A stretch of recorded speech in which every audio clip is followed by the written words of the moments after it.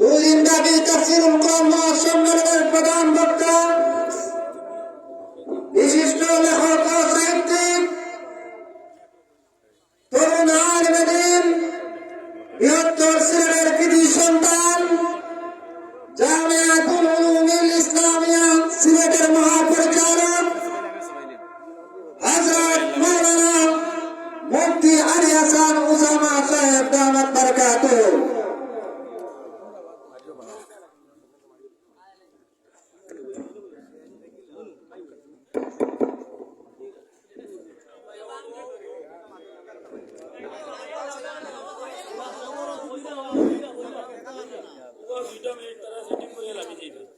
السلام عليكم ورحمة الله وبركاته. الحمد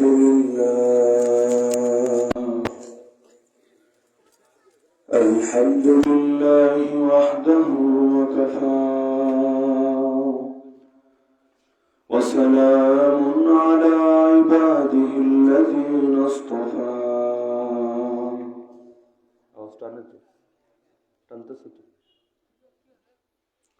أما بعد فأعوذ بالله من الشيطان الرجيم. بسم الله الرحمن الرحيم. خذ من أموالهم صدقة تطهرهم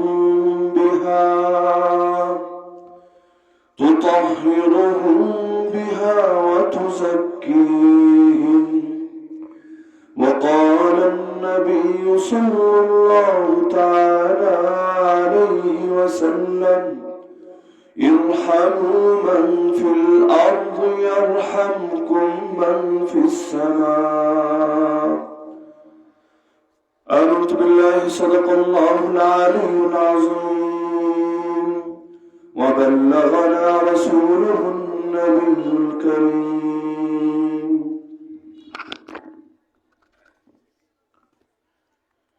হযরত শাহ শরফুদ্দীন রাহিমাহুল্লাহ স্মৃতি সংসদ কারখানা বাজার রানাপিন গোলাপগঞ্জ সিলেটের উদ্যোগে আয়োজিত 2 দিনব্যাপী 23তম তাফসীরুল কোরআন মাহফিলের দ্বিতীয় দিনের চলতি অধিবেশনের সম্মানিত সভাপতি, উপস্থিত আমার সরতে আজ ওয়াজিবুল ইহতিরাম হযরত উলামায়ে কেরাম, এলাকার গণ্যমান্য মুরব্বীগণ, স্থানীয় এবং দূরদূরান্ত থেকে আগত দিন দরদী কোরআন প্রেমী প্রিয় তাওহীদি জনতা এবং পর্দার আড়ালে থাকা মা বোনেরা, কর্তৃপক্ষ আলোচনার বিষয় নির্ধারণ করেছেন অর্থনৈতিক বৈষম্য দূরীকরণে যাকাতের ভূমিকা। তো নির্দিষ্ট সময়ের মধ্যে এই বিষয়ের উপর মৌলিক কিছু কথাবার্তা আরজ করে আলোচনা টানবো ইনশাআল্লাহ। এরপর সম্ভবত আজকের মাহফিলের প্রধান মেহমান মুফতি মাহফুজুল হক সাহেব দামাত বারাকাতুহু আলী আলোচনা করবেন। তো ইনশাআল্লাহ নির্ধারিত সময়ের ভেতরেই এই নির্দিষ্ট বিষয়ের উপর মৌলিক কয়েকটা বার্তা আরজ করার চেষ্টা করবেন ইনশাআল্লাহ।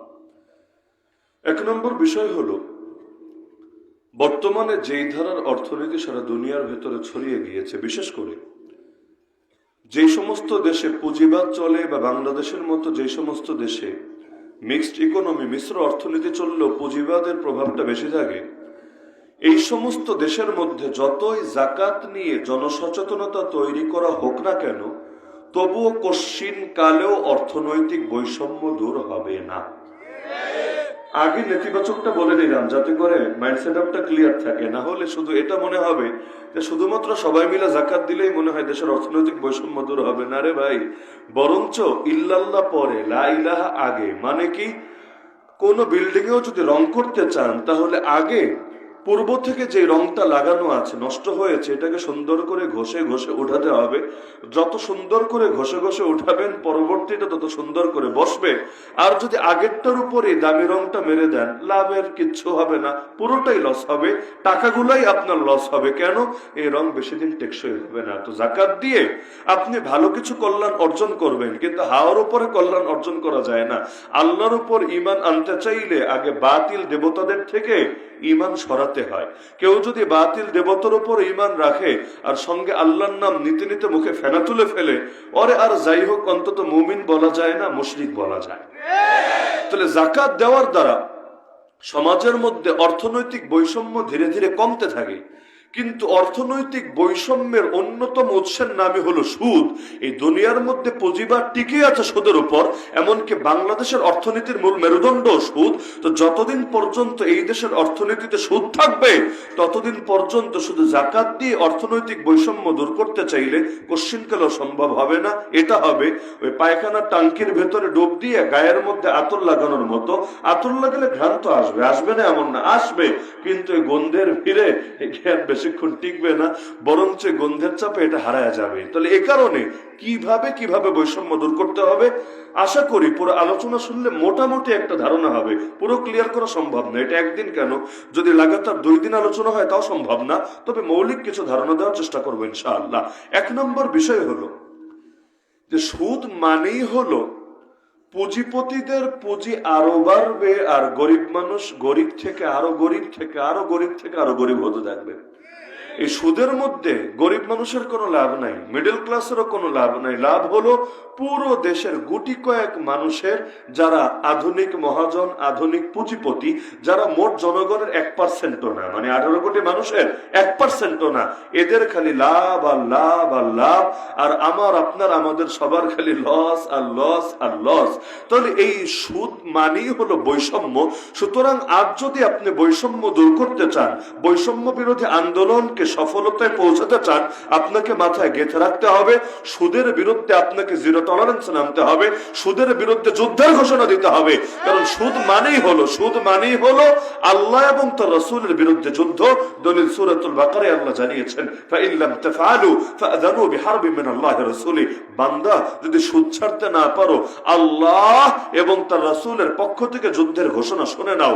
কোন বাপের বেটা এমন নাই আল্লাহর বিরুদ্ধে যুদ্ধে নেমে সেই যুদ্ধে বিজয় ছিনিয়ে আনতে পারবে, তার মানে সে পরাজিত হবেই হবে। আর আল্লাহর বিরুদ্ধে যারা যুদ্ধ করে, আমরা ওদের পক্ষ নিতে পারি না, আমরা পক্ষ নেব আল্লাহর, আমরা পক্ষ নেব রাসূলুল্লাহ। সুতরাং আমাদের লড়াই চলবে সুদের বিরুদ্ধে, আমাদের লড়াই চলবে যারা সুদ ভিত্তিক অর্থনীতির ধ্বজাধারী তাদের বিরুদ্ধে। 2 নম্বর বিষয় হলো জাকাতের মাধ্যমে অর্থনৈতিক বৈষম্য কমে, তবে এখানেও একটা শর্ত আছে, সেটা হলো জাকাতের সুষম বন্টন নিশ্চিত করা লাগবে। সুষম বন্টন মানে কি? পুরো বাংলাদেশের মধ্যে গরিব মানুষের সংখ্যা কম না। আজকের রিপোর্ট যদি আমি বলি, পুরো বাংলাদেশে 4 কোটির বেশি মানুষ দারিদ্র সীমার নিচে আছে। কয় কোটির বেশি? 4 কোটির বেশি মানুষ দারিদ্র সীমার নিচে আছে। এখনো বিপুল সংখ্যক মানুষ এমন আছে যারা 3টা বেলা পেট ভরে ভাত খেতে পারে না, বরং তারা এমন হাজতে আটকে আছে যেটা মুখ ফুটে 10 জনের সামনে বলতেও পারে না। আরে পেটে যদি খাবার না থাকে, রাস্তাঘাট যদি একেবারে পানির মতো চকচকা হয়ে যায় তো কি হবে? আরে ক্ষুধা লাগলে তো পদ্মা সেতু গিলে খাওয়া যাবে না, ক্ষুধা লাগলে তো টানেল গিলে খাওয়া যাবে না। তাহলে যদি পেটের মধ্যে খাবার না থাকে, পরনে কাপড় না থাকে, অসুস্থ হলে চিকিৎসার ব্যবস্থা না থাকে, রাস্তাঘাটের উন্নয়নটাই কোন উন্নয়ন বলে না। আগে তো শিকড় লাগবে, পরে না ডালপালার দাম থাকবে। শিকড় কেটে দিয়েছো, এখন তুমি আমারে দেখাচ্ছ দেখো কত সুন্দর ডাল, কত সুন্দর ফল, কত সুন্দর ফুল। আরে পাগল, এই ডাল টিকবে না, এই ফল ফুল কিচ্ছু থাকবে না, 2 দিন পরে গাছের অস্তিত্ব থাকবে না। গাছের যদি অস্তিত্ব চাও, তাহলে উপরে সেবা দিলেই হবে না, তার নিচ ঠিক করতে হবে, শিকড় ঠিক রাখতে হবে। শিকড় যদি কাটা থাকে, উপরে সারাদিন পানি ঢাললেও কাজের কাজ কিচ্ছু হবে না। জাকাতের সুষম বন্টন নিশ্চিত করতে চাইলে ইসলামী খেলাফতের কোনো বিকল্প নাই। কেন জানেন? পুরো বাংলাদেশে মনে করেন যে 4 কোটির বেশি মানুষ দারিদ্র সীমার নিচে আছে, আরো ধরেন এর বাইরে আরো 4 কোটি এমন আছে যারা জাকাতের হকদার আছে। এরা সবাই কি এক এলাকায় থাকে? সবাই কি এক জায়গায় থাকে? তাহলে এদের প্রত্যেকের হাতে আপনি জাকাতের মালটা পৌঁছাবেন কিভাবে আমাকে বলেন? প্রতিটা মানুষ জাকাত দেয় কিভাবে? আমি আমার এলাকার ধনী, আমার এলাকায় জাকাত দিয়ে দিব, বা শেষ। এখন যেই এলাকাগুলোর হালত এমন, পুরো এলাকা জুড়ে গরিব আর গরিব আর গরিব, তাহলে তার জাকাতের টাকাটা তার হাতে কিভাবে পৌঁছাবেটাকে? ওই এলাকায় তো ওই রকম ধনী কেউই নাই, 2-4 জন আছে এলাকার মানুষ ধনী, কিন্তু এর এলাকায় থাকেন, এরা থাকে ঢাকা শহরে। ওই ঢাকা শহরের মধ্যে এরা বিভিন্ন ভাবে জাকাত টাকা আদায় করে ফেলে, এলাকা পর্যন্ত পৌঁছেই না। আবার পৌঁছালেও সবার হাতে পৌঁছে না। এভাবে যদি চলতে থাকে, বৈষম্য কিভাবে দূর হবে? কোশ্চিনকালও সম্ভব না। আর এখন জাকাত দেওয়ার সিস্টেম কি? জাকাত দেওয়ার সিস্টেম সিস্টেম হলো গিয়ে শাড়ি কিনে আনে, লুঙ্গি কিনে আনে, কাপড় চোপড় কিনে আনে, এরপর ট্রাকে ভরে এই অ্যানাউন্স করে দেয় এলাকার ভেতরে কার কার জাকাত লাগবে তোমরা আসো, তোমরা সিরিয়াল দাও। মানুষ ভোর থেকে সিরিয়াল দেয়, রোদে পড়ে বৃষ্টিতে ভেজে, বিনিময়ে একটা শাড়ি নিয়ে যায়, একটা লুঙ্গি নিয়ে যায়। তো এতে অর্থনৈতিক কি ফায়দা হলো? কতটুকু ফায়দা হলো? একেবারে ফায়দা হয় নাই তা আমি বলবো না, কিন্তু অর্থনৈতিক বৈষম্য দূর করা বলতে যা বলে, এইরকম শাড়ি বিলানোর লুঙ্গি বিলানোর দ্বারা কতটুকুই বৈষম্য দূর করা গেল আমারে বলেন। 3 নম্বর বিষয় হলো জাকাত যতদিন পর্যন্ত মানুষ হিসাব করে করে দেবে না। এখন অধিকাংশ মানুষ জাকাত দেয় হাওয়ার উপরে। হাওয়ার উপরে বুঝেন, যে সে যেহেতু বড় লোক তার তো জাকাত দিতেই হবে, ঠিক আছে 10 লাখ টাকা দিয়ে দে, ঠিক আছে 2 লাখ টাকা দিয়ে দে, ঠিক আছে 5 লাখ টাকা দিয়ে দে, এভাবে জাকাত দেয়। অ্যাকুরেট হিসাব করে করে বের করেন। এমনকি এখানে যারা ব্যবসায়ী আছেন, দোকানদার আছেন, আমি যদি বলি যে জাকাতের হিসাবটা কিভাবে বের করতে হয়, দেন কি দেন না পরের আলাপ। আপনার দোকানের মালগুলোর হিসাব করে আপনি যে কয় টাকা জাকাত এসেছে, 100 টাকায় আপনার 2.5 টাকা যে জাকাত দিবেন, ভালো কথা। এই যে 40 ভাগের 1 ভাগ জাকাত দিবেন, হিসাবটা কিসের উপরে করবেন বলেন তো? আর একটু সহজ করে বলি, প্রতিটা প্রোডাক্টের 3 রকম দাম হয়। একটা হলো বিক্রয় মূল্য, মানে যেই দামে আমি বেচবো। আর একটা হলো ক্রয় মূল্য, মানে যেই দামে আমি কিনেছিলাম পাইকারের থেকে অথবা অন্য কোনো ডিলারের থেকে, কোনো একটা মূল উৎস থেকে। আর একটা হলো পণ্যের স্বাভাবিক মূল্য, বাজার মূল্য। বাজার মূল্য মানে কি? প্রতিটা পণ্যের একটা স্বাভাবিক বাজার দর থাকে। হয়তো বেচার সময় আমি লাভ বেশি করি, হয়তো লাভটা একটু কম করি। আমার পরিচিত লোক হলে হয়তো বাজার মূল্যের চাইতে তারা কমে দিয়ে দেয়। আর যদি আমার মতো সাধারণ হুজুর টুজুর ক্রেতা পায়, সাদা সিধা মানুষ পায়, তো লাভ হয়তো আর একটু বেশি করে নেয়। তো ক্রয় মূল্য তো ওঠানামা করে, স্থির থাকে না। ক্রয় মূল্যে বহু রকম তারতম্য হয়। আবার বিক্রয় মূল্যে, আবার যেই মূল্য দিয়ে আপনি কিনেছিলেন ওই মূল্য তো দেখা গিয়েছে ওইটা তো তুলনামূলক কম, কারণ আপনি তো কম দিয়ে কিনবেন, বেশি দিয়ে বেচবেন, এটা তো ব্যবসা। আপনি 30 টাকা দিয়ে কিনে তো আর 20 টাকায় বেচবেন না। 30 টাকা দিয়ে কিনে 30 টাকায় বেচবেন, 35 টাকায় বেচবেন, 40 টাকায় বেচবেন। আর বাজার মূল্যটা হয়তো মাঝামাঝি, মানে যেই দাম দিয়ে কিনেছেন এর চাইতে বেশি, আর যেই দাম দিয়ে বেচবেন এর চাইতে হয়তো কম, অথবা হুবহু ওইটাই, অথবা এর চাইতে একটু বেশি। যাই হোক, তাহলে এই যে 3 রকম দাম আছে না, ক্রয় মূল্য, বিক্রয় মূল্য, বাজার মূল্য। একটা উদাহরণ দেই, মনে করেন এটা একটা প্রোডাক্ট, উদাহরণ হিসাবে এটা একটা প্রোডাক্ট, এটা আপনি কিনেছেন 30 টাকা দিয়ে, বেচবেন আপনি আমার মতো সাদা সিধা কোনো কাস্টমার পেয়েছেন 40 টাকা দিয়ে, আর এমনি স্বাভাবিক এটার বাজার দর আছে 35 টাকা। তাহলে দাম কয় রকম হলো? কয় রকম হলো? 3 রকম, 30 টাকা, 35 টাকা, 40 টাকা। এখন 30 টাকা ধরে যদি সবগুলো পণ্যের এভাবে হিসাব হয়, মানে যেই দাম দিয়ে আমি কিনেছি, আমি দোকানদার, আমি পাইকারের থেকে যেই দাম দিয়ে কিনেছি, এই দাম ধরে যদি জাকাতের হিসাব হয়, জাকাতের পরিমাণটা একটু কম থাকবে না? আচ্ছা, আবার যেই দামে আমি বেচবো, বিক্রয় মূল্য, ওইটা ধরে যদি হিসাব হয়, দামটা একটু বেড়ে যাবে না? আবার বাজার মূল্য ধরে যদি হিসাব করি, তাহলে বাজার মূল্য ধরে যদি হিসাব করি, এটা একটা মাঝামাঝি লেভেলে থাকবে না? তাহলে আমি এখানে আপনাদেরকে মাসালা শেখাতে বসি নাই, আমি শুধু এই বিষয়ের লোকে এতটুকু প্রশ্ন ছুড়ে দিচ্ছি। এখন যেই লোকে জানেই না যে কোন দামটা ধরে হিসাব করতে হয়, কোন দিনের হিসাবটা টানতে হয়, বাজার মূল্য তো এক না। আপনি জাকাত তো বছর পূর্তি হওয়ার পরে দিতে হয়, নাকি যেদিন মালের মালিক হয় ওদিনই দিতে হয়? 1 বছর পুরো হওয়ার পর। 1 বছর মানে কি জানুয়ারি ফেব্রুয়ারি হিসাবে 1 বছর না, মুহররম সফর রবিউল আউয়াল রবিউল সানি ওই হিসাবে 1 বছর। বলবেন পার্থক্য কি? বিশাল পার্থক্য। প্রতি বছরে 11 থেকে 12 দিনের পার্থক্য। 11 থেকে 12 দিনের পার্থক্য। বাচ্চারা দুধ খাওয়াতে হয় কয় বছর জানেন না? কয় বছর? 2 বছর। আমাদের বাংলাদেশের মহিলারা কোন হিসাবে 2 বছর হিসাব করে? হিসাব করে জানুয়ারির 10 তারিখ বাচ্চা জন্ম নিয়েছে, কবে? 2024 সালে। ঠিক আছে, 2026 সালে জানুয়ারির 9 তারিখ তারে দুধ খাওয়ানো বন্ধ করব না। তুমি পাপ করে ফেলেছো। কিভাবে? কারণ তোমার জন্য এর প্রায় 20-22 দিন আগেই তোমার ডেট শেষ হয়েছে, এরপরও তুমি অতিরিক্ত তাকে খাইয়েছো। তোমাকে হিসাব করা দরকার ছিল চাঁদের হিসাবে, তুমি হিসাব করেছো না বঙ্গাব্দ অথবা এই যে খ্রিস্টাব্দ হিসাবে। তো হিসাব করা দরকার ছিল একটা দিয়া, হিসাব করলে তুমি আরেকটা দিয়া, এখানে ভেজাল হয়ে গেছে। তাহলে বছর পূর্তিতে জাকাত দিবেন কোন বছর? ওই বছর হলো হিজরি বছর। কোরআন হাদিসের যত হিসাব আছে, ইসলামের যত হিসাব আছে, এখানে আপনাকে চন্দ্রবর্ষ গণনা করতে হবে, সৌরবর্ষ না, চন্দ্রবর্ষ। চাঁদের হিসাবে যে মাস, যে বছর, এটাকে কাউন্ট করতে হবে। তাহলে এভাবে আপনি হিসাব করলেন 1 বছর পর। এখন হতে পারে না একটা মাল কেনার সময় দাম অনেক কম ছিল, যেই দিন আপনার বছর পুরো হলো এদিন দাম অনেক বেড়ে গেল। তাহলে কোন দিনের দামটা ধরবেন আমারে বলেন? 1 বছর আগের দাম না 1 বছর পরের দাম? দাম, 1 বছর আগের আর 1 বছর পরের দাম তো সমান হবে না। তাহলে এখান থেকে এই যে উদাহরণটা আমি দিলাম, যদিও কারো কারো বুঝতে একটু কষ্ট হতে পারে, যদিও আমি এই যে উদাহরণটা দিলাম এটা থেকে কি এটা স্পষ্ট হয়ে যায় না যে আমাদের অধিকাংশ মানুষ আসলে যাকাতের হিসাবই করতে জানে না?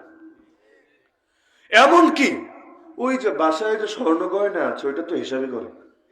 সে চিন্তা করে এটা তো ব্যবসার মাল না। আর বহু মহিলা বাংলাদেশে এমন আছে এদের উপর যাকাত ফরজ হয়ে আছে এরা জানেই না। যদি এমন হয় যে মহিলার উপর আলাদা ফরজ, পুরুষের উপর আলাদা ফরজ, উভয়কে আলাদা আলাদা ভাবে হিসাব করে দিতে হবে।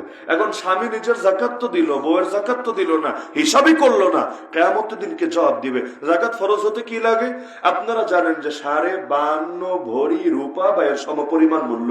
তাহলে 1 ভরি রূপার দাম কত বর্তমান বাজারে? একটা আইডিয়ার ভিত্তিতেই বলেন, আজকের হিসাব লাগবে না, একটা আইডিয়ার ভিত্তিতে 1 ভরি 1 তোলার উপর দাম কত? হ্যাঁ ধরেন 1200 ধরলাম, 1500 ধরলাম, তো 1500 করে যদি ধরি 52 ভরি রূপার দামটা কিন্তু খুব বেশি হয় না। ওই রকম অলংকার, ওই রকম সম্পদ বাংলাদেশের বহু মহিলা মানুষের আছে। আর যদি একটা আইটেম থাকে তাহলে একটার হিসাব, যেমন তার শুধু স্বর্ণই আছে, তার কোনো ক্যাশ নাই, তার কোনো রূপা নাই, তার অন্য কিছু নাই, তাহলে ঠিক আছে, তার স্বর্ণের হিসাব হবে। স্বর্ণের হিসাবটা একটু মোটামুটি লম্বা, 7.5 ভরি, বিশাল ব্যাপার। বর্তমানে তো 1 ভরি কিনতে গেলে কিডনি একটা বেচা লাগে, তাহলে সেখানে 7.5 ভরি সংখ্যাটা কম না। এইটা হিসাব করলে হয়তো খুব কম মহিলার উপরেই এটা অপরিহার্য হবে। তো মহিলাদের খালি স্বর্ণ থাকে না, রূপাও থাকে, কিছু নগদ ক্যাশও থাকে, আরো বহু কিছু থাকে। সবগুলো যখন থাকবে আপনারা সর্বনিম্নটা ধরে হিসাব করতে হবে। তো এখন সর্বনিম্ন হিসাব তো হলো রূপার হিসাব। তো রূপার হিসাবে তো 1 লাখ টাকাও লাগে না যাকাত ফরজ হতে, 1 লাখ টাকাও লাগে না যাকাত ফরজ হতে। অথচ আপনাদের এই এলাকায় তন্ন তন্ন করে খুঁজলে এমন কয়েকশো না কয়েক হাজার মহিলাও হয়তো পাওয়া যাবে যাদের 1 লাখ টাকা না 2 লাখ, 5 লাখ, 10 লাখ টাকার স্বর্ণ গয়না অন্যান্য অলংকার আছে। তাহলে এরা যে যাকাত দেয় না, অর্থনৈতিক বৈষম্য কিভাবে দূর হবে? খালি ব্যবসায়ীরা যাকাত দিলে অর্থনৈতিক বৈষম্য দূর হবে? বৈষম্য দূর করতে চাইলে আগে কার কার উপর ফরজ ওটা তো জানা থাকা লাগবে। আরে কোরবানির ক্ষেত্রেও হিসাব করে না। হিসাব করলে যদি আবার বেশি করে কোরবানি দেওয়া লাগে, দেখা যায় এক ফ্যামিলিতে 3 জনের উপর কোরবানি ওয়াজিব হয়ে আছে, দেয় শুধু একজনে। ওয়াজিব হয়ে আছে 3 জনের উপর, দেয় শুধু একজনে। কষ্ট করে হিসাবই টানে না, কারণ হিসাব টানলে যদি প্যারা বেড়ে যায়, যদি ঝামেলা বেড়ে যায়, তো যদি অর্থনৈতিক বৈষম্য আসলে দূর করতে চান, আগে তো মানুষের যাকাত যে আসলেই দিচ্ছে কিনা এই জিনিসটা তদারকি করতে হবে, এটা নিশ্চিত করতে হবে। এটা কে তদারকি করবে? এই জালেম হুকুমতরা, এই জালেম রেজিম যারা কিনা জাহেলিয়াতের আলোকে দেশ পরিচালনা করে তারা না, বরং এটা করবে একমাত্র তারা যারা কোরআন হাদিসকে ধারণ করে, যারা কোরআন হাদিসের চেতনা লালন করে। এজন্য জাহিরে যত সম্পদ আছে এগুলোর যাকাত খলিফা উসুল করে তার লোকদের মাধ্যমে। কেন? কারণ কেউ যাতে ফাঁকি দিতে না পারে। এমনকি আপনাদের জানা থাকার কথা, উট থাকলে, গরু থাকলে, এগুলোর নির্দিষ্ট পরিমাণ আছে। উট থাকুক, গরু থাকুক, ছাগল থাকুক, ওইগুলোর উপরেও যাকাত আসে। আরব জাতির একসময় প্রচুর উট থাকতো, ওই উটের উপর ভিত্তি করে পর্যন্ত যাকাত আসে। তাহলে যাকাতের মাধ্যমে যদি অর্থনৈতিক বৈষম্য দূর করতে চান, তাহলে যাকাতের হিসাবটা সঠিকভাবে করানোর ব্যবস্থা করতে হবে। বাংলাদেশের অধিকাংশ মানুষ এমন যাদের উপর যাকাত ফরজ কিন্তু যাকাত দেয় না। অধিকাংশ মানে মোট জনগণের অধিকাংশ বলি নাই, মানে যেই পরিমাণ মানুষের উপর যাকাত ফরজ এদের অধিকাংশ যাকাত দেয় না, কারণ তারা জানেই না তাদের উপর যাকাত ফরজ হয়ে আছে। আমার সামনে যারা বসে আছেন আপনাদের ভেতরেও কয়েকশো এমন থাকতে পারেন আপনার উপর যে যাকাত ফরজ হয়ে আছে আপনি জানেনই না। কারণ আপনি যখন সম্পদের মালিক হলেন, নেশাব পরিমাণ সম্পদের মালিক হলেন, ধরেন আজকে যেই কয় তারিখ, আজকে আপনার কাছে নেশাব পরিমাণ সম্পদ আছে। নেশাবের হিসাব আগে আমরা দিয়েছি, 52 ভরি রূপার সমপরিমাণ মূল্য। সংখ্যাটা কিন্তু খুব বেশি না, 1 লাখের আশপাশেই থাকবে। তাহলে এই পরিমাণ টাকা আপনার আছে। আজকে থেকে বছর গণনা শুরু হবে, ঠিক যেদিন 1 বছর পূরণ হবে আপনার উপর যাকাত এসে অবধারিত হবে। আপনি মাঝখানে যদি টাকা পয়সা কিছু কমে, আবার বছর যখন শেষ হলো তখন নেশাবের চাইতে বেশি আছে, ওই 1 লাখই থাকুক, 10 লাখই থাকুক, 1 কোটি থাকুক, নেশাবের চাইতে বেশি আছে। তাহলে ওই সময় যত টাকা থাকবে ওইখান থেকে 2.5% আপনাকে যাকাত দিতে হবে। এখন দেখেন কয়জন মানুষ হিসাব রেখেছে কবে তার নেশাব হয়েছে, কবে থেকে তার বছর গণনা শুরু হয়েছে, জানি তো না, সে গণনা করবে কিভাবে? তাহলে ঝামেলা আছে নাকি নাই? এই বাংলাদেশে যেই পরিমাণ মানুষের উপর যাকাত ফরজ হয়ে আছে, সবার থেকে যদি হিসাব করে করে পাই টু পাই জাকাত আদায় করা যেত, হ্যাঁ, অর্থনীতির আমরা একেবারেই বৈষম্যহীনতা জিরোতে নিয়ে আসতে পারতাম তা না, এটা সত্য, কিন্তু এটা নিশ্চিত করেই বলা যায় অর্থনৈতিক বৈষম্য অনেক কমতো, অনেক কমতো, অনেক কমতো। বিশেষ করে এই দেশে তো এমন ধনীও আছে, সিঙ্গাপুরের 20 জন শ্রেষ্ঠ ধনীর একজন হলো বাংলাদেশ। এই পরিমাণ টাকা পয়সা পাচার করে এই যে এসালম নিয়ে এত আলোচনা, ইসলামী ব্যাংক শেষ করলো, কত কিছু শেষ করলো। এই 2020 সালে তো এসালম বাংলাদেশের নাগরিকত্ব ত্যাগ করে সিঙ্গাপুরের নাগরিকত্ব গ্রহণ করে বসে আছে। মানে এই দেশে যদি শেয়ার কখনো নাও আসে, লসের কিছু নাই। উল্টা সরকার তো ওই যে ব্যাংকের হিসাব টিসাব কিছু ঠিক রাখার জন্য আর কিছু সম্পদ ধরে টান দিয়েছে, সে আবার হুমকি দিচ্ছে আন্তর্জাতিক আদালতে মামলা করে দেবো সরকারের বিপক্ষে। এই দেশে তো সবাই গরিব মানুষ তা না রে ভাই, এই পরিমাণ বড় লোক আছে, এদের থেকে যদি জাকাত গুলা ঠিকভাবে উসুল করা যায় আর সুষম বন্টন করা যায়। সুষম বন্টন মানে কি, পুরো দেশে যেখানে যেখানে গরিব আছে, অসহায় আছে, নিঃস্ব আছে, জাকাতের হকদার আছে, তাদের প্রত্যেকের হাতেই এটাকে সুনিশ্চিতভাবে এবং সুষমভাবে বন্টন করে দেওয়া যায়, অর্থনৈতিক বৈষম্য একেবারে জিরোতে না আসলে অধিকাংশই দূর হয়ে যাবে ইনশাআল্লাহ। তাহলে এটা করবেটা কি? করার জন্য তো পাওয়ার লাগবে। যার হাতে পাওয়ার নেই সে তো শুধু বয়ান করে দিতে পারে। আমি বয়ান করে দিতে পারছি আপনাকে, কিন্তু আমি তো বাস্তবায়ন করে দিতে পারবো না, কারণ আমি অথরিটি না, আমার হাতে পাওয়ার নাই। তো সুতরাং জাকাতের ভিত্তিতে যদি অর্থনৈতিক বৈষম্য দূর করতে চান, তাহলে শুধু ওয়াজ হলে হবে না, শুধু তবলিগ হলে হবে না, শুধু খানকা হলে হবে না, বরং এর জন্য ইসলামী হুকুমত কায়েম করতে হবে। ইসলামী হুকুমত কায়েম না হলে ওয়াজ ওয়াজের জায়গায় থাকবে, আওয়াজ আওয়াজের জায়গায় থাকবে। এটারে বাস্তবে প্রয়োগ করবেটাকে? অন্যায় দেখলে নবী বলেছেন অন্যায় প্রতিরোধের ধাপ 3টা। 1 নম্বরে হলো হাত দিয়ে প্রতিরোধ করা, না পারলে মুখ দিয়ে প্রতিবাদ করা, তাও না পারলে অন্তর দিয়ে এটা দূর করার জন্য প্ল্যান পরিকল্পনা করা। একদম যে সাধারণ মানুষ সে অন্তর দিয়ে এটার বিরুদ্ধে অবস্থান নিতে পারে, যার এলেম আছে, টুকটাক কথা বলার যোগ্যতা আছে, সে তার জবান দিয়ে, সেই জবান এই জবানই হোক আর কলমের জবানই হোক, এটা দিয়ে প্রতিবাদ করতে পারে। কিন্তু রাষ্ট্র ক্ষমতা যদি না থাকে, কোশ্চিন কেন পাওয়ার দিয়ে অন্যায়কে দূর করা যায় না। এই যে কনসার্ট হয়, কিভাবে আপনি দূর করবেন? এই যে বাংলাদেশের স্বাধীনতা 53 বছর পরও বেশ্যাখানা খুলে রেখেছে, একটা দুটো না, ডজন ডজন বেশ্যাখানা বাংলাদেশে খোলা আছে। কি করবেন? আপনার কি করে আছে বলেন? এই যে মদের বারগুলো লাইসেন্স দেওয়া আছে, কি করতে পারছি আমরা? এমনকি এই যে প্রতিটা পদে পদে শিরিক ঢুকিয়ে রেখেছে, জাহেলিয়াত ঢুকিয়ে রেখেছে, খালি ফেলফাল করে দেখতে হচ্ছে, যেন কিছুই করার নাই, যেন কিছুই বলার নাই। এমনকি স্বাধীনতা 53 বছরে আজও পারলাম না সংবিধানটাকে শিরিক মুক্ত করতে। ভাবতে পারেন, সংবিধানে যদি শিরিক থাকে তার মানে গোড়াই তো গলদ আছে। আরে গোড়াই যদি গলদ থাকে, নেতা পরিবর্তন করলে ঘোড়ার ডিম হবে।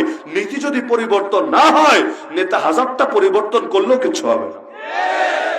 আগে তো নীতি পাল্টাতে হবে, না হলে ভেজাল নীতির উপর যদি ভালো লোককেও এনে নেতা বানাও, সে তো একটা আইনের অধীন। এমন না যিনি রাষ্ট্র ক্ষমতা পেয়ে যান তিনি সার্বভৌম ক্ষমতার মালিক হয়ে যান। এই জাতীয় গণতান্ত্রিক রাষ্ট্রে তিনি তো আইনের অধীন, তিনি তো সংবিধানের অধীন, তিনি তো এটা লঙ্ঘন করতে পারবেন না। তো সংবিধানের মধ্যে যদি জাহেলিয়াতরে একেবারে মোহর মেরে এস্টাবলিশ করে রাখেন, তাহলে কি বা করার থাকবে?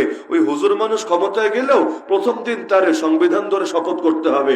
কোন সংবিধান? যে সংবিধানে বলা আছে সকল ক্ষমতার মালিক জনগণ, যে সংবিধানে আরো বহু শিরিক আছে, আরো বহু কুফর আছে। তো এইটার উপর হাত রেখে যদি বলে আমি ওয়াদা করিলাম, আমি শপথ গ্রহণ করিলাম, এটাকে হেফাজত করিব, এটাকে সংরক্ষণ করিব, তাহলে নিজের ইমানে তো উল্টা হুমকির মুখে বলবে। এগুলো তো মাথায় আসে না আমাদের। মাথায় আসে না বলি যেই জিনিসগুলো রিস্ক ফ্রি ওইগুলো নিয়েও তো কথা বলতে রাজি না।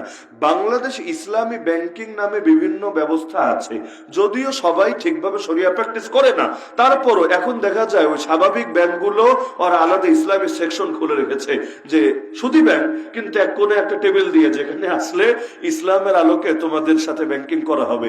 যদিও অধিকাংশ এগুলো নামে চলে, কাম ঠিকঠাক ভাবে করে না, তারপর এতটুকু নামে হলেও তো অন্তত আছে। কিন্তু বাংলাদেশে একটা ইসলামী কোর্ট আছে, একটা শরিয়া কোর্ট আছে, থাকলে আমাকে বলেন যেখানে গেলে কোরআন সুন্নাহর আলোকে বিচার পাওয়া যাবে। কারণ কোর্টে যাওয়া লাগতেই পারে, জায়গা জমি নিয়ে, এমনকি সাংসারিক বিভিন্ন বিষয়াশয় নিয়ে, না চাইলে অনেক সময় মানুষকে কোর্টে যাওয়া লাগতে পারে।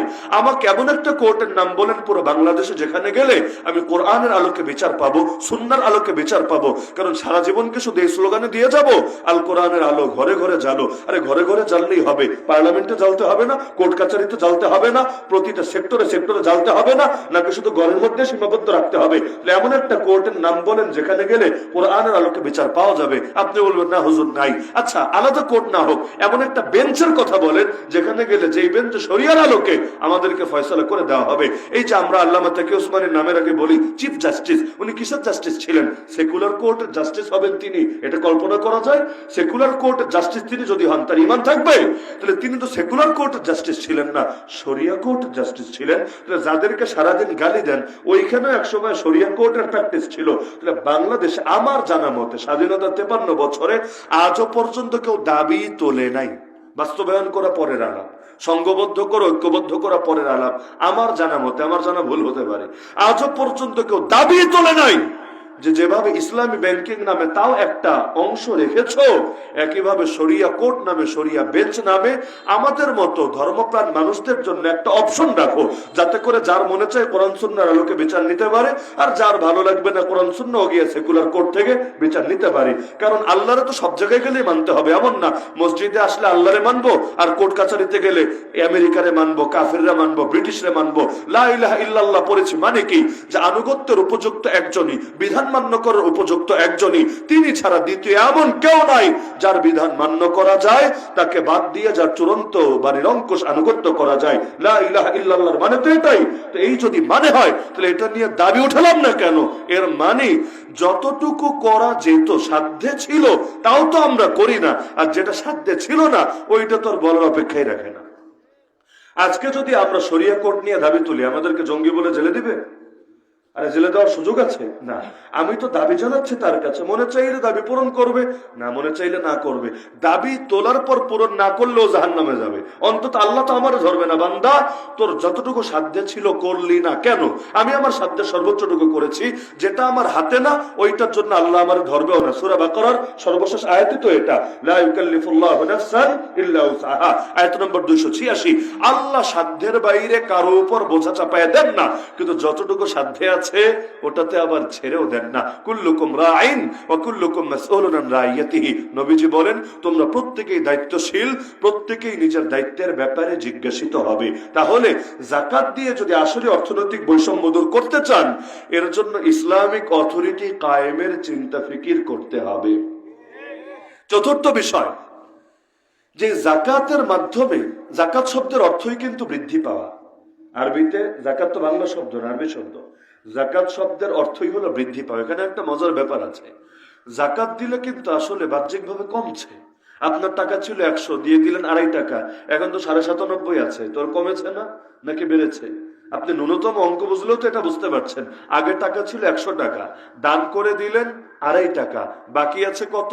97.5 টাকা। তাহলে কি এটা কমলো না বাড়লো? বাহ্যিকভাবে দেখলে কমলো না। কিন্তু ইসলাম চাইলে অনেক শব্দ দিয়ে এটারে নামকরণ করতে পারত, কিন্তু অন্য কোন শব্দ না দিয়ে কি নাম দিল? যাকাত। যাকাত মানে হলো বাড়া, যাকাত মানে বৃদ্ধি পাওয়া। আমি দেখতে পাচ্ছি কমেছে, কিন্তু আল্লাহ নাম দিলেন বেড়েছে। যাকাত মানে বেড়েছে, বাড়লোটা কই আল্লাহ? আমার তো নজরে পড়ে না। এটা বুঝতে চাইলে ওই বড়ই গাছের দিকে তাকালে বুঝে আসবে। ছোটবেলায় আমারও কষ্ট লাগতো, দেখা যেত বড়ই টরে খাওয়া শেষ, ডালগুলো কেটে দিয়েছে। আরে এটা আবার কোন অমানবিকতা? গাছ তোমারে ফল দিল, তুমি গাছের আদর দিবা, তা না দিয়ে তুমি গাছের কোপানি দিবা, গাছের ডালগুলো কেটে ফেললা, কেমন মনে কষ্ট লাগতো। কিন্তু দেখা যেত না, এতে লস হয় নাই, আরো লাভ হয়েছে। পরের বছর ফলন আরো বেড়ে গিয়েছে। যদি না কাটে তাহলে ফলনের মধ্যে ওই হারে বরকত আসে না। বহু ক্ষেত্রেই এমন হয় যে একটু কেটে কুটে দিল। ওই চা গাছের কাজগুলো কিভাবে করে, সিলেটে তো চা গাছ দেখে তো অন্তত সবাই পরিচিত। এই চা গাছগুলো কি করে, একবার চা পাতাগুলো তোলার পর আবার নির্দিষ্ট সময়ে কেটে দেয় না, কাটার পর আবার কচি পাতা গজায়, সেটা আবার উঠে নেওয়া যায় না। তাহলে দেখা যাচ্ছে যে বাহ্যিক ভাবে মনে হচ্ছে ডাল কেটে ফেললো, বড় লস, বড় কমেছে, কিন্তু চূড়ান্ত পরিণতিতে দেখলে দেখা যায় মোটেও কমে নাই, বরঞ্চ যা কমেছে তার চাইতে আরো বেড়ে গেছে। তো যাকাত দিলে দেখা যায় 100-তে 2.5 কমেছে, 100-তে 2.5 কমেছে, কিন্তু আল্লাহ তো অন্তত 10 গুণ বুঝাইয়া দেন মুনাফা। আল্লাহ নিজে মুনাফা দেন সর্বনিম্ন 10 গুণ। তো 2.5-রে যদি 10 গুণ মুনাফা দেয়, কত হয়? এটা সংখ্যাটা কত বেশি হচ্ছে? যখন সর্বনিম্ন, আর 10 কিন্তু সর্বনিম্ন, সর্বোচ্চ না। আল্লাহ 700 দিতে পারে। আল্লাহ ইখলাস থাকলে কারোবার ভেতরে এর চাইতে আরো বাড়ায় দিতে পারে। দেখা যাচ্ছে যে একটু কমেছে সাময়িক ভাবে, কিন্তু ফলাফলের বিবেচনায় বহু বাড়া বেড়েছে। কারণ রিজিকের মালিককে রিজিকের মালিক কে? আর কোরআন বলে দিয়েছে আল্লাহ বরকত দিবে কখন? ওয়ালাউ আন্না আহলাল কুরা আমানু ওয়াত্তাকাউ, যদি জনপদবাসীরা ঈমানের পথে চলে আর তাকওয়ার পথে চলে, লাফাতাহনা আলাইহিম বারাকাতিম মিনাস সামাই ওয়াল আরদ, আমি আল্লাহ আসমান আর জমিনের বরকতের সব কয়টা দরজা তাদের জন্য খুলে দেব। প্রতিদিন ফেরেশতারা দোয়া করে আল্লাহর কাছে, আল্লাহুম্মা আতি মুনফিকান খালাফা ওয়া আতি মুমসিকান তালাফা, হে আল্লাহ যারা দান করে তাদেরকে বাড়ায় দেন, আর যারা আটকে রাখে কার্পণ্য করে ওদেরকে বরবাদি দেন। ফেরেশতা দোয়া করে, মাসুম ফেরেশতা, যে ফেরেশতাদের গুনাহ নাই এবং তাদের দোয়া কবুল হওয়ার পথে কোনো বাধাও নাই, দোয়া দেয় যে আল্লাহ যারা খরচ করে ওদেরকে বাড়ায় দেন, আর যারা আটকে রাখে ওদেরকে বরবাদি দেন। এই আরবিতে, এই যে আমরা বারবার বলছি আল্লাহর রাস্তায় খরচ করা, আরবিতে এটাকে বলে ইনফাক ফি সাবিলিল্লাহ। কি বলে? ইনফাক ফি সাবিলিল্লাহ। এই ইনফাক শব্দের মূল ধাতু হলো নুন ফা কাফ। এই নাফাক মানে মূল শব্দের অর্থ হলো সুরঙ্গ। এমন সুরঙ্গ, এমন চিপা সুরঙ্গ, একদিক দিয়ে একজন ঢুকলেও একজন যায়, এ বের হয় আর একজন ঢুকে, এ বের হয় আর একজন ঢুকে। তাহলে এই সুরঙ্গ শব্দ দিয়া দান করা কেন বোঝায়? এজন্য বোঝায় যে সুরঙ্গের ক্ষেত্রে যা হয় দানের ক্ষেত্রেও তা হয়, একদিক দিয়ে একটা বের হয়, আরেক দিক দিয়ে আল্লাহ এর চাইতে আরো বেশি দিয়ে দেয়। এজন্য যাকাত দিয়ে কেউ কখনো গরিব হয় নাই, হজ করে কেউ কখনো গরিব হয় নাই। আল্লাহ তাআলার পথে মাল উৎসর্গ করে কারো কখনো মালে কমতি আসে নাই। হ্যাঁ, যারা আটকে রেখেছে ওদের নসিবে বরবাদি এসেছে। এজন্য হাদিসে আছে যে যারা দানশীল, যারা বিনয়ী, তারা আল্লাহর নিকটে, তারা জান্নাতের নিকটে, তারা জাহান্নাম থেকে দূরে, এবং তারা মানুষের মহব্বত পেয়ে থাকে। আর যারা বখিল, কৃপণ, তারা আল্লাহর থেকেও দূরে, জাহান্নামের নিকটে, মানুষের দিল থেকেও বড় দূরে। এজন্য আল্লাহ রাসূল সাল্লাল্লাহু আলাইহি সাল্লাম এক সাহাবীকে শিখাইয়া দিলেন যে একটা তোমার আমল বলি, আমল করলে আল্লাহর মহব্বত পাবা, মানুষের মহব্বত পাবা। একের ভেতর দুই, আলহামদুলিল্লাহ, এটাই তো দরকার যে আল্লাহর ভালোবাসাও চাই, মানুষের ভালোবাসাও চাই। নবী বলেন, ইজহাদ ফি দুনিয়া ইউহিব্বাকাল্লাহ, দুনিয়ার ব্যাপারে জুহুদ অবলম্বন করো। জুহুদ মানে হলো দিলের মধ্যে দুনিয়া ঢুকায়ও না, দুনিয়া বিরাগী হও। দুনিয়া বিরাগী হওয়ার মানে এটা না সন্ন্যাসী হবা, বৈরাগী হবা। দুনিয়া বিরাগী হওয়ার মানে হলো যে দুনিয়া দিলের মধ্যে ঢুকবে না, দিল একমাত্র আল্লাহর জন্য বরাদ্দ থাকবে। দুনিয়ার সঙ্গে সম্পর্ক থাকবে জরুরতের সম্পর্ক, দুনিয়া পকেটে থাকতে পারে, দিলের ভেতরে ঢুকবে না, দিল থাকবে একমাত্র আল্লাহর জন্য বরাদ্দ। নবী বললেন দুনিয়ার ব্যাপারে এভাবে বিরাগী হবা, তাহলে কি হবে? আল্লাহ তোমাকে ভালোবাসবে। ওয়াজহাদ ফিমা ফি আইদিন নাস, আর মানুষের হাতে যা আছে মানে টাকা পয়সা সম্পদ, এগুলোর ব্যাপারে তুমি বিরাগী হবা। ইউহিব্বাকান নাস, দেখবা মানুষ তোমাকে ভালোবাসে। আপনি একটা জিনিস খেয়াল করেন, একজন আপনার সামনে বারবার হাত পাতে আর একজন পাতে না, আপনার দিলে কার প্রতি বেশি শ্রদ্ধা কাজ করবে? আপনি কমন সেন্সের দাবি বলেন, কার প্রতি বেশি কাজ করবে? এমনকি আপনি যদি দেখেন যে হাত পাচ্ছে, ওর যা আছে, ওর হাত না পাতলেও চলে, তারপরও পাচ্ছে, আর দেখলেন যে হাত পাতে নেই, সে অভাবে আছে, সে কষ্টে আছে, সে বহু রকম ঝামেলা আছে, তারপর আল্লাহর কাছ থেকেই চায়, আল্লাহর কাছেই নিজেকে নত করে, দুনিয়ার কারো সামনে হাত পাতে না, কাউকে বুঝতেও দেয় না, কারো সামনে নিজেকে হেয় করে না, দেখবেন তার প্রতি অন্তর ফুরে ভালোবাসা বের হতে থাকবে। এজন্য কোরআনে আছে নবীর সাহাবীদের বৈশিষ্ট্য ছিল যারা হিজরত করেছেন মক্কা থেকে মদিনায়, এমনি তো বেশিরভাগ অসহায় হয়ে পড়েছিলেন, কারণ ঘর বাড়ি স্থাবর অস্থাবর প্রায় অধিকাংশ সম্পত্তি রেখে যেতে হয়েছিল। আল্লাহ কোরআনে তাদের অবস্থা তুলে ধরেন, ইয়াহসাবুহুমুল জাহিলু আগনিয়া মিনাত তাআফফুফ, তারা হাত না পাতার কারণে, মানুষের সামনে নিজেদের অভাব না জানানোর কারণে লোকে তাদেরকে ধনী ভাবতো, ধনী, অথচ তাদের দিন যেত বড় কষ্টে, কখনো না খেয়ে, তো কাউকে বুঝতে দিত না। এভাবে মানুষের মহাব্বত মানুষ পেয়ে থাকে, আর যারা হাত পাতে তাদের প্রতি মহাব্বত কাজ করে না। এজন্য নবী বলেন, উপরের হাত নিজের হাতের চাইতে উত্তম, উপরের হাত নিচের হাতের চাইতে উত্তম। এমনকি ওমর রাদিয়াল্লাহু আনহুকে নবী স্পষ্ট বলেছেন। একদিন ওমর রাদিয়াল্লাহু আনহুকে কিছু সম্পদ দিলেন। ওমর বলেন, ইয়া রাসূলুল্লাহ, আমার লাগবে না, মদিনায় অনেক গরিব মানুষ আছে, অন্য কাউকে দিয়ে দেন, আমার লাগবে না।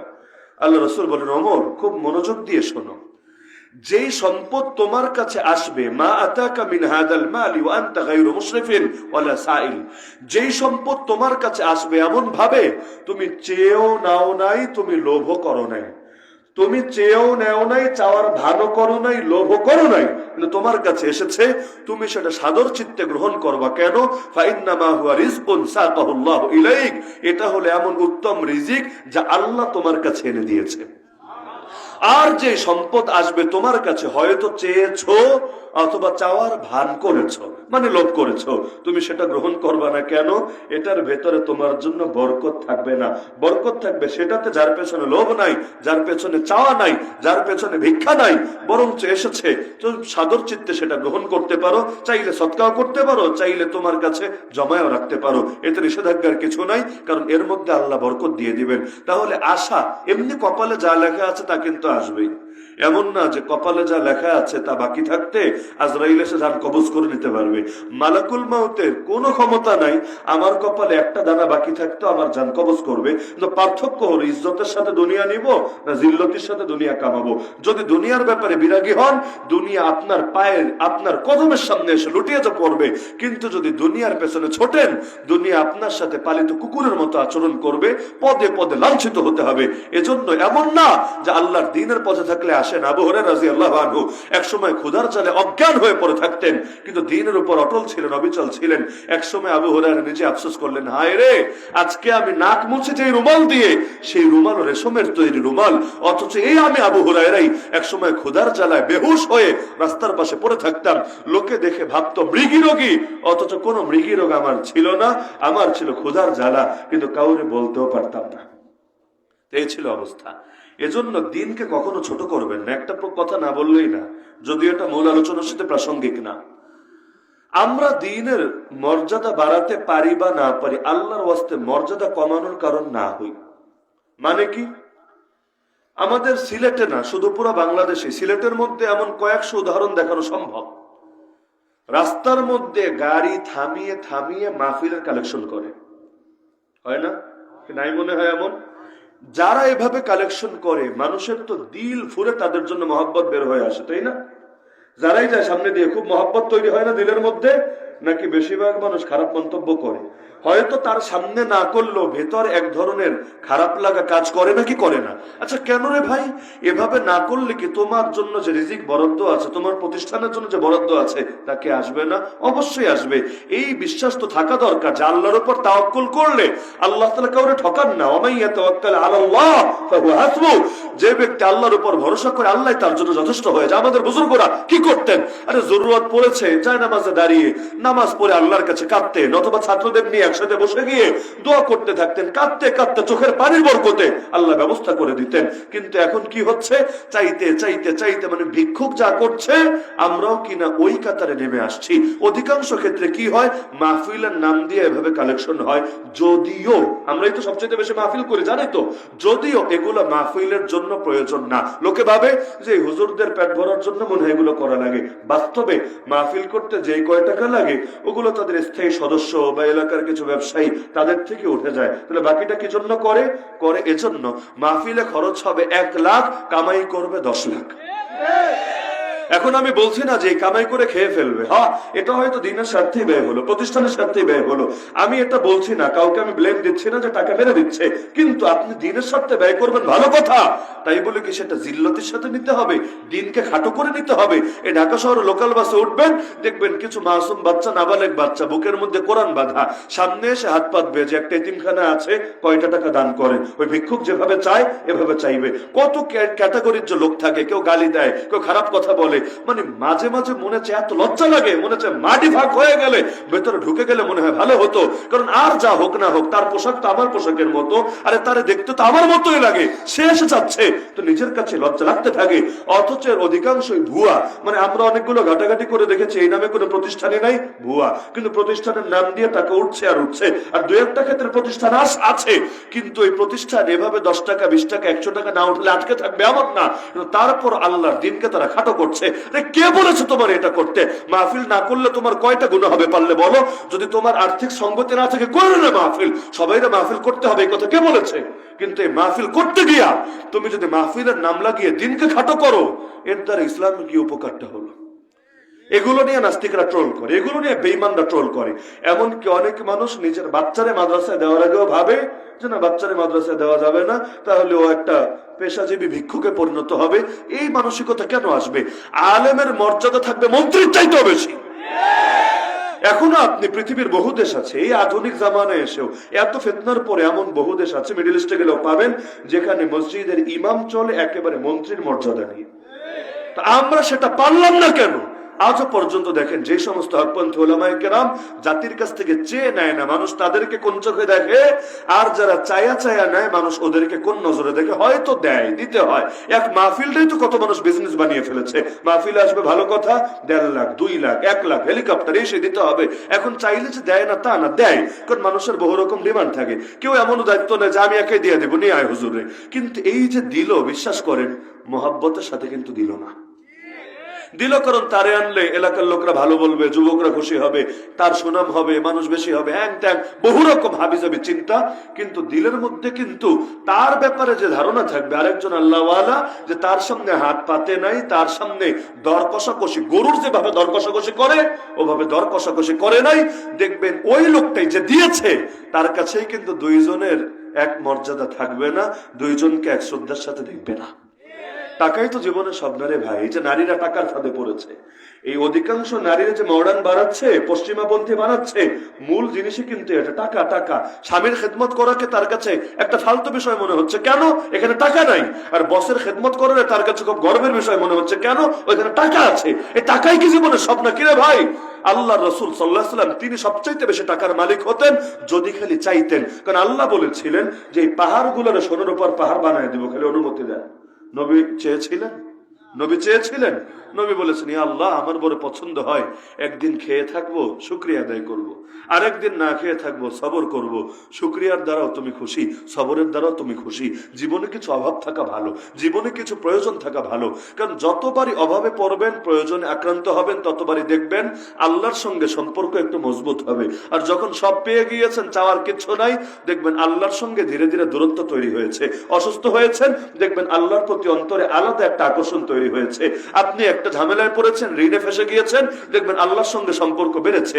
এজন্য জীবনে কিছু অভাব থাকা ভালো, অভাবমুক্ত হওয়ার মধ্যে কল্যাণ নাই, আল্লাহর প্রতি মুখাপেক্ষী হয়ে থাকার মধ্যেই কল্যাণ। কারণ বান্দা যদি আল্লাহর প্রতি মুখাপেক্ষী না হয়, আল্লাহর কাছে বেশি দোয়া করবে না। আর আল্লাহর কাছে বেশি দোয়া না করলে আল্লাহ খুশি হবে না। আল্লাহর কাছে যত চাইবে আল্লাহ তত খুশি হবে। এজন্য আল্লাহ রাসূল সাল্লাল্লাহু আলাইহি ওয়াসাল্লাম তার কিছু সাহাবীকে, এটা সবাইকে করেননি, সবাই সব লোড নিতে পারে না, আল্লাহ রাসূল তার কিছু সাহাবীকে, যার মধ্যে আবু বকর রাদিয়াল্লাহু আনহু আছেন, এরকম বাছা বাছা কিছু সাহাবীকে নবী বলেছেন, তোমরা কারো কাছে ন্যূনতম কোনো কিছুও চাইবা না। এমনকি ঘোড়ার পিঠে বসে আছো, হাত থেকে লাগামটা পড়ে গেছে, হাত থেকে লাঠিটা পড়ে গেছে, ওই লাঠিটাও কাউকে তুলে দিতে বলবা না, নিজে নেমে তুলবা। নবী যাদেরকে এই কথাটা বলেছিলেন, সুবহানাল্লাহ, সারা জীবন তারা এটাকে এমন ভাবে রক্ষা করেছেন, নিজের সন্তানদের পর্যন্ত এক গ্লাস পানি ঢেতে বলেন নাই, মানে পানি ঢেলে দিবে, ওর কাছে এইটা চাইবে, এইটাও চায় নাই, বরঞ্চ জুতার ফিতা ছিঁড়ে গেল, আগে আল্লাহর কাছে চেয়েছে, আল্লাহ তুমি ব্যবস্থা করে দাও। এরপর ওসিলা গ্রহণ করেছে, অসুস্থ হয়েছে, আল্লাহ তুমি শিফা দাও, এরপর মাধ্যম গ্রহণ করেছে। যা চেয়েছে একমাত্র আল্লাহর কাছে চেয়েছে।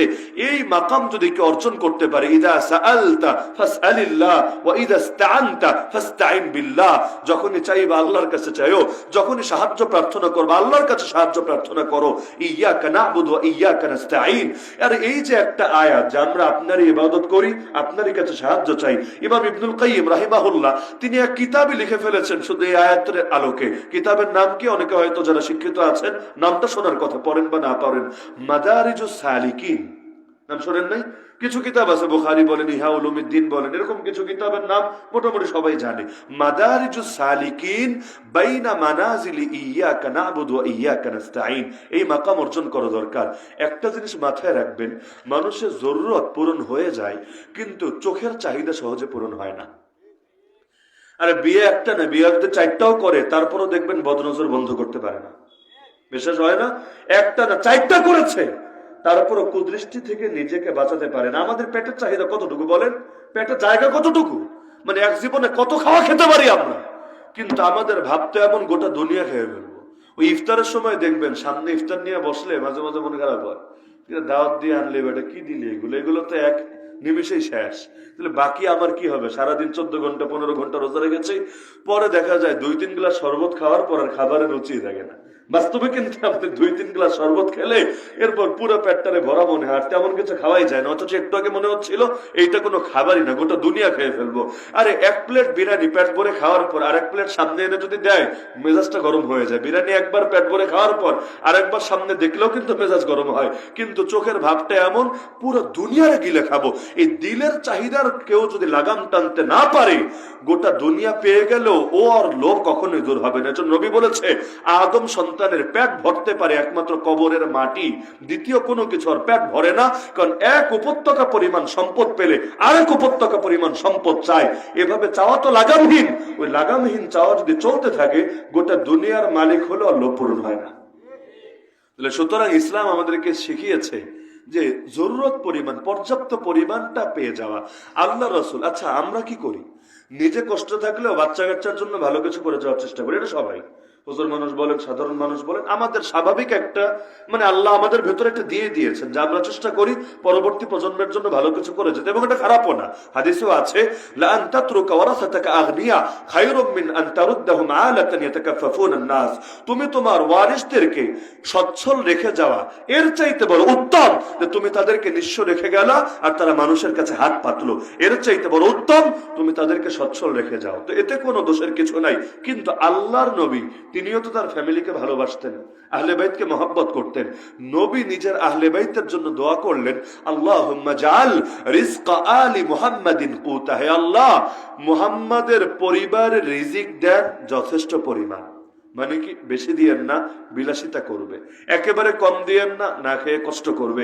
যতটুকু না হলেই না, পর্যাপ্ত পরিমাণ বুঝেন তো, যতটুকু না হলেই না অতটুকুই দেন, বেশি দিয়েন না। এই দোয়া কিন্তু যেন তেন দোয়া না, আমাদের মুখ দিয়ে হয়তো এই দোয়াই বের হবে না। আর আমি যদি হাত তুলে দোয়া করি না, দেখবেন কেউ আমিন বলে না। বাস্তবে মানুষ শব্দ আমিন বলে না, মানুষ দোয়ার মধ্যে আতঙ্ক অনুভব করে। ধরেন হাত তুলে বললাম, আল্লাহ আমাদের সবাইকে শহীদে মৃত্যু দান করেন। অনেক সময় দেখা যায় আগের বাক্যে যতটুকু আমিন ছিল, পরের বাক্যে আমিনের যে সাউন্ড ছিল, এই বাক্যে আমিনের সাউন্ড কমে গেছে। অনেকে হয়তো ভয় পেয়ে গেছে, হুজুরকে দোয়া দিল না বদদোয়া দিল। কারণ হুজুর তো মরণের দোয়া করছে, শাহাদাতের দোয়া করছে, হুজুরকে দোয়া দিল বদদোয়া দিল।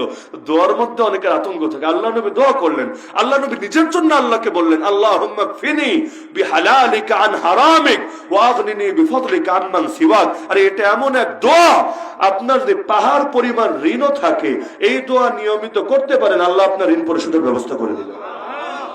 ছোট্ট দোয়া, আল্লাহুম্মা কফিনি বিহালালিকা আন হারামিক ওয়া আগনিনি বিফদলিকা আম্মান সিওয়াক। অর্থ হলো, হে আল্লাহ, আমাকে হালাল যতটুকু দিয়েছেন সেটাকে যথেষ্ট বানায় দেন, হালালের মাধ্যমে হারাম থেকে বিরত থাকার তৌফিক দিয়ে দেন। আর আপনার অনুগ্রহে আপনি ছাড়া বাকি সকলের থেকে অমুখাপেক্ষী বানায় দেন।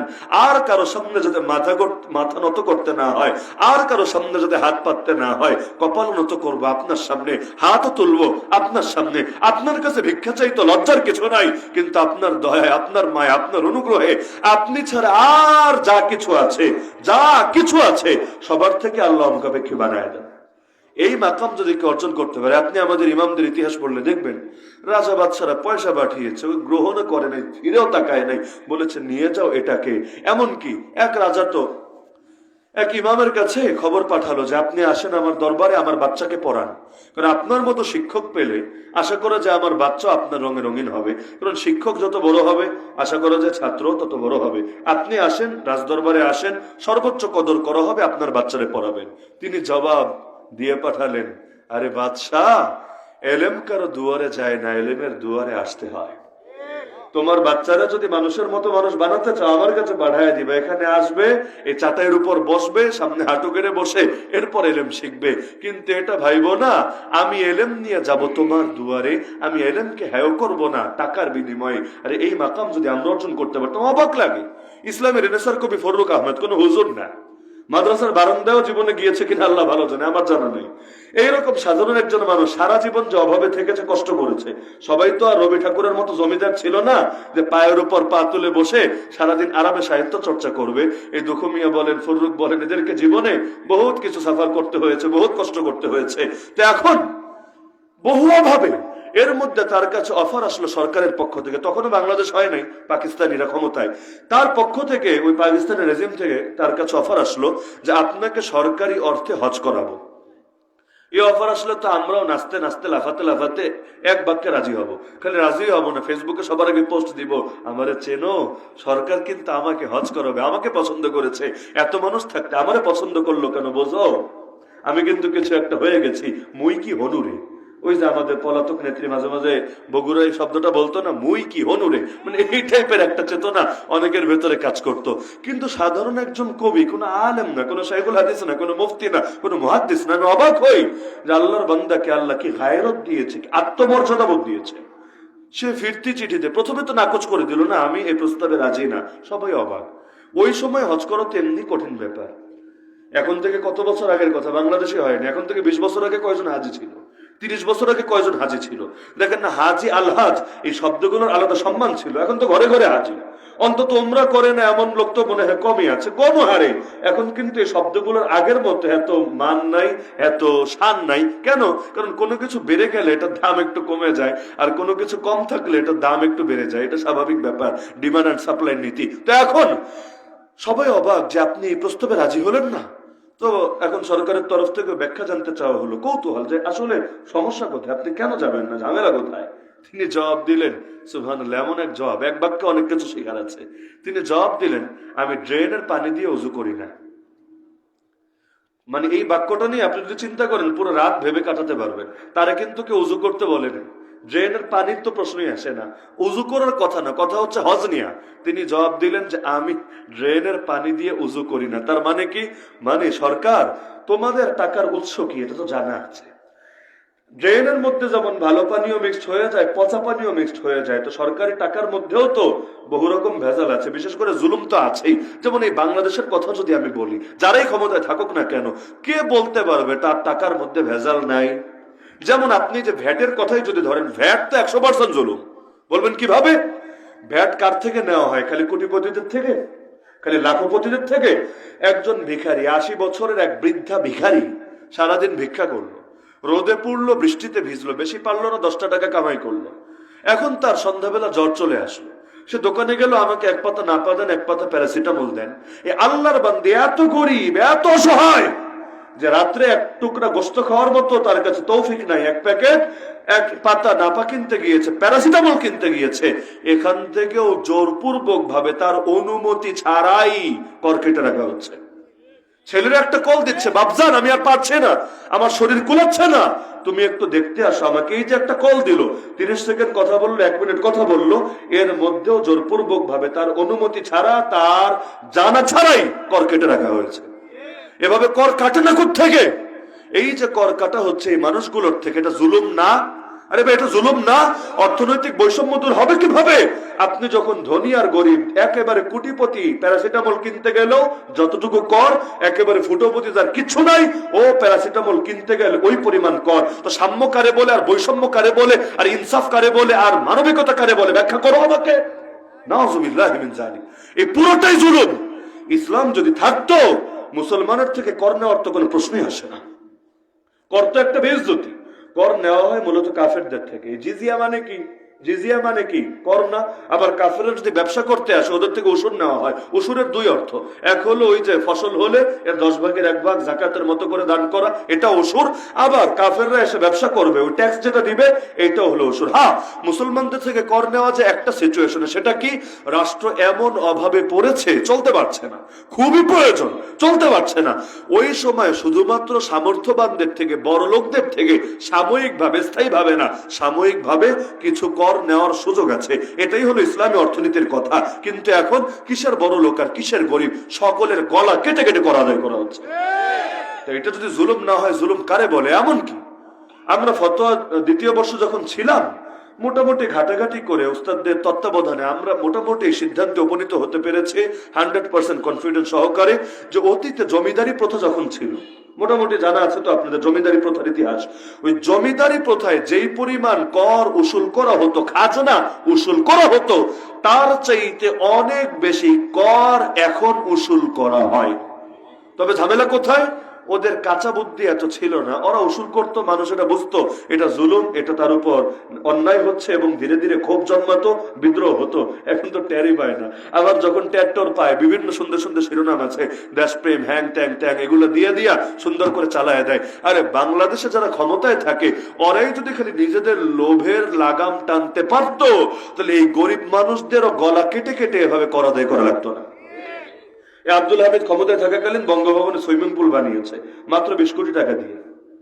এটা নিয়ে সবাই পেরেশান যে এর দ্বারা বঙ্গভবন এটা একটা পুরা কীর্তি, একটা ঐতিহ্য দেশের, এই ঐতিহ্যের ডিজাইনও নষ্ট করেছে। যা সে সাঁতার কাটবে বলে, সে সাঁতার কাটলে দেশের কি কল্যাণ হবে, সে সাঁতার কাটলে গরিব মানুষের কি উপকার হবে, সে সাঁতার কাটলে আমার আপনার কারখানা বাজারের না, শুধু ওই পুরা গোলাপগঞ্জের মানুষের কি ফায়দাটা হবে? বেটা রাস্তাঘাট ঠিক নাই, মানুষ গাড়ি চালাতে পারে না, আর তুমি এসে সুইমিং পুল করবা। এত সাঁতার কাটতে মনে চাইলে বুড়িগঙ্গায় যা, বুড়িগঙ্গায় গিয়ে সাঁতার কাট, এরপর সেখানকার পবিত্র পানি দিয়ে বিধৌত হয়ে নিজেকে পবিত্র করে নিয়ে আসো, সমস্যার কিছু নাই। এক বেড়া এক বুড়া এ সাঁতার কাটবে, এর জন্য 20 কোটি টাকা রাষ্ট্রের গলা কাটা হয়েছে। আর 20 কোটি টাকা লাগে সুইমিং পুল বানাতে, এর মধ্যে কতটা মারা হয়েছে আল্লাহ ভালো জানে। এটা তো একটা চিত্র দেখালাম, এক একবার বিদেশ যেতে গেলে কত টাকা লাগে, এক একবার তাদের কি করতে কত টাকা লাগে, এক একটা শাড়ির দাম কত, এক একটা ঘড়ির দাম কত, এক একটা ভ্যানিটি ব্যাগের দাম কত। আরে মানুষের পেটে খাবার নাই আর তোমাদের ফুডানি শেষ নাই। এই হলো অবস্থা। প্রশ্ন করার তো সুযোগ নেই। গণতন্ত্র নাকি বাক স্বাধীনতা দেয়, ঘোড়ার ডিম দেয়? ওমর রাদিয়াল্লাহু আনহুর জামানায় যেভাবে প্রশ্ন করতে পারতো, গ্রামের বেদুন পর্যন্ত দাঁড়িয়ে প্রশ্ন করতে, আমিরুল মুমিনিন খবরদার, খুতবা দিতে দাঁড়িয়েছেন, খুতবা পরে আমার প্রশ্নের জবাব দিবেন আগে, যদি দিতে না পারেন কোন খুতবা চলবে না। আচ্ছা এত সিরিয়াস কেন, কি প্রশ্ন? আমিরুল মুমিনিন আমাদেরকে একটা করে চাদর দিয়েছেন বাইতুল মাল থেকে, রাষ্ট্রীয় কোষাগার থেকে একটা করে চাদর দিয়েছেন, আপনার গায়ে 2টা চাদর দেখা যাচ্ছে, অতিরিক্ত একটা চাদর নেওয়ার অধিকার কে দিয়েছে? যে একটা চাদর যদি নেয়, একটা চাদর নিয়েছে তো কি হয়েছে, যদি নেয় একটা চাদরের দাম কত? তারপরে প্রশ্ন করেছে, সবাই ভেবেছে ওই লোকের কল্লা মনে থাকবে না, ওমর এখনই তরবারি মেরে কল্লা ফেলে দিবে, না হলে আইসিটি মামলা দিয়া কাশিমপুরে চালান টালান করবে, এই টাইপের একটা আতঙ্ক তো থাকতেই পারে। এখন ওমর রাদিয়াল্লাহু আনহু সবাইকে অবাক করে বলেন, হ্যাঁ তোমার প্রশ্নের জবাব আমার দেওয়া লাগবে না, আমার ছেলে দেবে। আব্দুল্লাহ তুমি দাঁড়াও, তুমি জবাব দিয়ে দাও। এবার আব্দুল্লাহ দাঁড়িয়ে বললো, দেখো আমার গায়ে কোনো চাদর নাই, তোমাদের যেভাবে একটা দিয়েছে আমার বাবা একটা নিয়েছে, আমার গায়ে কোনো চাদর নেই। আমার চাদর গেল কোথায়? আমার চাদরটা দিয়েছে আমার বাবাকে, কারণ আজকে শুক্রবার দিন। আমি চিন্তা করলাম আমার বাবার ওই একটা চাদর ছাড়া দ্বিতীয় কোনো ভালো কাপড় নেই, সব ছেঁড়া। এখন হাজার হাজার মানুষের সামনে খুতবা দিবেন, ছেঁড়া কাপড় দিয়ে তিনি যদি খুতবা দেন আমারই তো লজ্জা লাগবে। এজন্য আমার আলহামদুলিল্লাহ কয়েকটা কাপড় আছে, আমার এটা না হলেও চলবে, দিয়ে দিলাম বাবাকে। বাবা তোমার জন্য হাদিয়া, তুমি একটা উপরে পরো একটা নিচে পরো, তুমি খুতবা দাও মানুষের সামনে, কারণ তোমার কাপড় ছেঁড়া দেখলে আমার কাছে কষ্ট লাগবে। এজন্য তার গায়ে 2টা জামা দেখতে পাচ্ছ। বেশ বেদুইন খুশি হয়ে বসে গেল। এইটার নাম না বাক স্বাধীনতা? আজকে খালি প্রশ্ন তুলে দেখেন, তোমরা এমন কেন আর আমরা অমন কেন? তোমরা না রাষ্ট্রের কর্মচারী, রাষ্ট্রের গোলাম, প্রজাতন্ত্রের কর্মচারী, তোমরা আমাদের খাদেম, আমাদের সেবক, আর আমরা না তোমাদের মালিক, কারণ সকল ক্ষমতার মালিক জনগণ, তোমরাই তো শিখাইছো। ভালো কথা, তো তোমরা আমাদের সেবা করবা, তো তোমরা উড়বা আসমানে আর আমরা হাঁটবো মাটির তল দিয়ে। এই বৈষম্য তো মেনে নেওয়া যায় না। প্রশ্ন করতে দেরি, কাশিমপুর ঢুকতে দেরি না। কিসের বাক স্বাধীনতার গল্প শোনাবেন? যে বাক স্বাধীনতা খেলাফতের রাশেদায় ছিল, ওই বাক স্বাধীনতা আজকের ইউরোপ আমেরিকা কল্পনা করা যাবে না। সুবহানাল্লাহ। এজন্য অর্থনৈতিক বৈষম্য দূর করতে ইসলামের অর্থনীতি সংক্রান্ত ফুল শিক্ষাটাই প্রয়োগ করতে হবে, শুধু ব্যক্তিগত জাকাতের।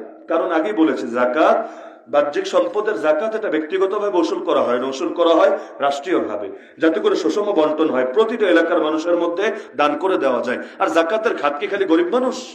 আরে ভাই জাকাতের খাত কি খালি গরিব মানুষ? এটাও তো ভুল ধারণা। জাকাতের খাত তো 8টা। ওই 8 খাতের মধ্যে গোলাম মুক্ত করাও আছে, ওই 8 খাতের মধ্যে জিহাদ ফি সাবিলিল্লাহ আছে। জিহাদের ময়দানে যদি জাকাত না দেয় আর সব জাকাত যদি খালি গরিব মানুষকে দেয়, আল্লাহর দুনিয়ায় জিহাদ চলবে কিভাবে? তো জাকাতের তো বহু খাত আছে, কিন্তু ওইগুলো তো আলোচনার বাইরে চলে গেছে, কারণ যতটুকু আছে ওইটাই তো দিতে রাজি হয় না। সুতরাং ইসলামী অর্থনীতির পূর্ণাঙ্গ শিক্ষা যদি হাসিল করতে পারেন, ইনশাআল্লাহ বৈষম্য থাকবে না। সূরাতুল হাসর 28 নম্বর পারায় সূরা হাসরে আল্লাহ জানিয়েছেন ইসলামী অর্থনীতির একটা বৈশিষ্ট্য, এটা বলে আলোচনা শেষ করব। কাইলা ইয়াকুনা দুলাতাম বাইনাল আগনিয়া মিনকুম। অর্থ এটা শুধুমাত্র শুধুমাত্র ধনীদের মধ্যে সীমাবদ্ধ থাকবে না, তাদের হাতে পুঞ্জীভূত হয়ে থাকবে না। এই পুঁজিবাদী সিস্টেমে যেমন সবার অর্থ গিয়ে কিছু ধনীর পকেটে ঢোকে, ইসলামী অর্থনীতির বৈশিষ্ট্যই হলো বিকেন্দ্রীকরণ। শুধু কিছু মানুষের পকেটে ঢুকবে তা না, বরং ধীরে ধীরে অর্থগুলো ছড়ায় দেওয়ার ব্যবস্থা করা হবে। তাহলে বৈষম্য দূর করার জন্য ইসলাম লাগবে নাকি লাগবে না? নাকি আমেরিকার আদর্শ দিয়ে বৈষম্য দূর হবে? ইন্ডিয়ার আদর্শ দিয়ে বৈষম্য দূর হবে? আল্লাহ এবং তার রাসূলের আদর্শ বাদ দিয়ে কোন আদর্শ দিয়ে কোশ্চিনকালেও বৈষম্য দূর হবে না। আল্লাহ তাআলা আমাদের সবাইকে ইসলামী অর্থনীতির এই মূল বিষয়গুলো অন্তরে ধারণ করে, ইসলামের মহব্বত হাসিল করে আল্লাহর জমিনে ইসলাম কায়েমের মেহনতে নেমে পড়ার তৌফিক দান করুন। আগামীর বাংলাদেশকে ইসলামের বাংলাদেশ হিসেবে কবুল করুন। আমিন। ওয়া আখিরু দাওয়ানা আনিল হামদুলিল্লাহি রাব্বিল আলামিন। আসসালামু আলাইকুম ওয়া রাহমাতুল্লাহি ওয়া বারাকাতুহু। আচ্ছা, মুখতাসার দোয়া হয়ে যাবে। আরো বক্তা আছে তো না? আচ্ছা, ঠিক আছে, মুখতাসার দোয়া হবে, আর আখিরি মোনাজাতটা পরে হবে। আমরা সবাই দরুদ শরীফ পাঠ করি।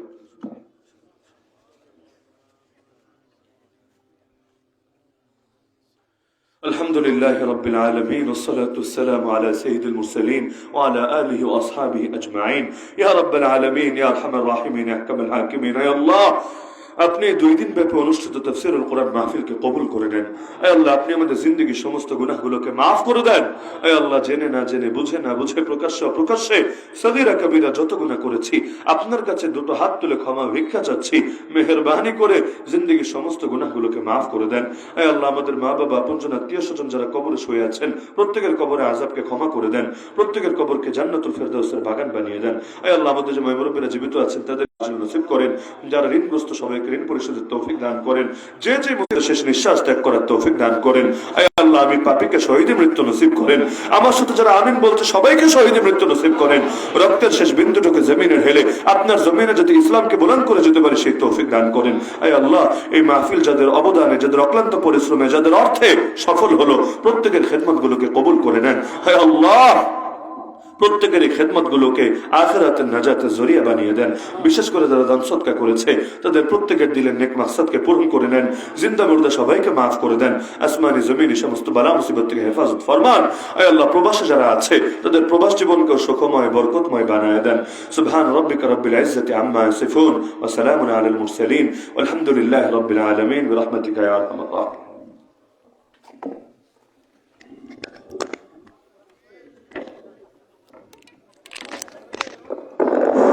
আপনারা সবাই জায়গায় জায়গায় বই দরকার। ইনশাআল্লাহ কিছুক্ষণের মধ্যেই আমাদের আখেরি মুনাজাত হবে এবং মুনাজাতের মাধ্যমেই সমাপ্তি হবে। আমাদের